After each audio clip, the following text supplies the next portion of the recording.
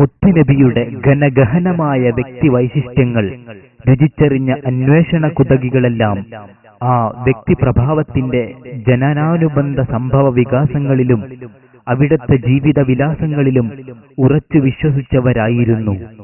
പക്ഷേ ഇസ്ലാമിന്റെ മൊത്തക്കുത്തക അവകാശപ്പെടുന്ന മുജാഹിദ് തണ്ടുതുരപ്പന്മാർ പറയുന്നു, നബിയുടെ ജന്മദിനത്തിന് ഒരു കടുകുമണിയുടെ പുണ്യം പോലുമില്ലെന്ന്. ഞാൻ വളരെ ലളിതമായി, ഒരു കല്ല് നിങ്ങൾ റോട്ടിൽ നിന്ന് നീക്കുന്നു, അതിന്റെ പുണ്യം പോലുമില്ല നബിദിനത്തിന്. ഒന്നുകൂടെ പറയാ, ഒരു ചെറിയ കല്ല് റോട്ടിൽ നിന്ന് അങ്ങോട്ട് നീക്കുന്നതിന്റെ പുണ്യം പോലും ഇല്ല ജന്മദിനത്തിന്, റസൂലിന്റെ ജന്മദിനത്തിന്. ഇനി ഒന്നുകൂടെ ക്ലിയറായി പറയാം, ഒരു നഖം വെട്ടിക്കളയുന്നതിന്റെ പുണ്യം പോലുമില്ല. മനസ്സിലായോ? ഒരാളെ നോക്കി അസ്സലാമു അലൈക്കും എന്ന് പറയുന്നതിന്റെ പുണ്യം പോലുമില്ല. ഒരാളെ നോക്കി ഒന്ന് ചിരിക്കുന്ന പുണ്യം പോലുമില്ല. ഇനി അതിൽ ചെറുതായിട്ട് എന്തേ അതും ഒരു കടുകുമണിയോളം നിങ്ങൾ ചെയ്യുന്ന നന്മ ഉണ്ടല്ലോ, അത്ര പോലും പുണ്യമില്ല നബിയുടെ ജന്മദിനത്തിന് ഇസ്ലാമിൽ.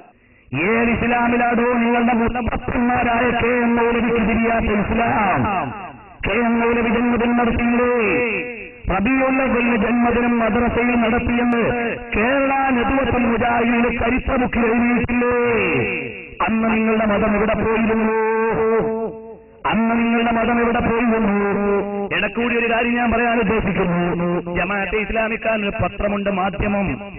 ആറ്റുകാൽ പൊങ്കാല എഴുതിയ തൗഹീദ് പഠിക്കൂല, ഓണം എഴുതിയ തൗഹീദ് പഠിക്കൂല, ഇനി ശബരിമലയിലെ ഉത്സവം എഴുതിയാലും തൗഹീദ് വരാറില്ല.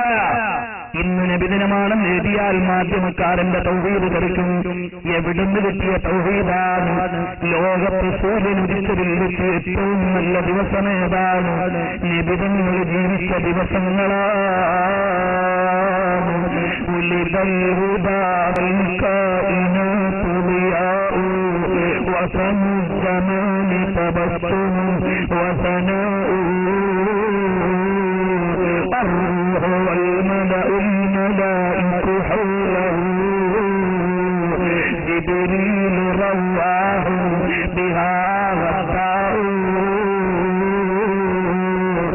സല്ലല്ലാഹു അലൈഹി വസല്ലം തങ്ങൾ ജനിക്കുമ്പോൾ ലോകം മുഴുവൻ പ്രതീക്ഷമാകുന്നു.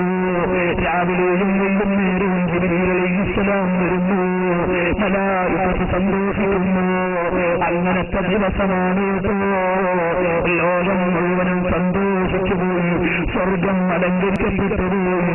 ലോകത്തുള്ള ബിംബാരാധകരുടെ ബിംബങ്ങൾ മറിഞ്ഞുപോയി. ഇതൊക്കെ ഇമാങ്ങൾ അടയാളപ്പെടുത്തി.